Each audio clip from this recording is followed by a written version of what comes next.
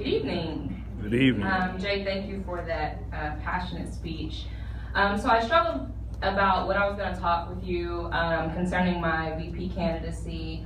I thought about starting with my experience, my civic engagement, the community service work that I've done, but my bio is on the site that you have to go vote anyways. So I decided instead to talk about our chapter, to talk about where we're positioned locally and nationally, and how we need to move forward in order to be change agents in our city as well as leaders in our community. Our chapter is actually one of the largest and most engaged young professional groups within Dallas. And that's saying a lot considering that this is one of the top 10 cities within the nation. I think that we need to take more opportunity in leveraging that name, as well as leveraging the fact that we have economic and civic power within our room. The Urban League of Greater Dallas comes with a 105-year history of notoriety, of experience, and of being a civil rights agent within our nation. If we're going to carry the name of the Urban League Young Professionals, then we also have to carry the weight and the responsibility of what that means. As Jay mentioned in her speech, we are in the middle of a civil rights movement right now, and Dallas is looking to us to have a response. And I'm not confident that our response has been as loud and as vocal and as strong as it needs to be.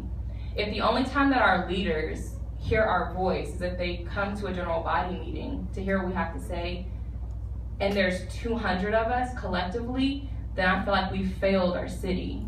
We need to be more intentional about utilizing our voice and utilizing our strength, so that the community leaders, when they ask for a millennial voice, they know to come to us. Dallas itself is also at a crossroads. We are both at an economic expansion as well as a political restructuring that our city has never seen before. We need to be bold and driven enough to make sure that we're positioning ourselves correctly so that we can be the drivers when it comes to those changes that are happening. As VP, my focus will be to open the door so that our voice can be heard. Our voice is only as loud as the people who are hearing it. If I'm standing in a closet and the door is closed and I'm yelling, it defeats the purpose of me yelling. But if I open the door and I walk out where the people are, then they can hear my message and they can hear my voice. My goal as VP is to make sure that I'm opening those doors so that way people can hear our voice. And this isn't just some political thing that I'm saying, this is actually work that I've been doing. I've reached out to BMW of Dallas and connected them with our development team so that they can potentially become a sponsor. I've worked with our LDC committee, whoop whoop LDC, and connected them with a lot of local and civic leaders, as well as brought a White House connection in so that we can get recognition nationally. I've served with the Urban League for 5+ years in various volunteer capacities. So I know very well the structure and the logistics of running this organization.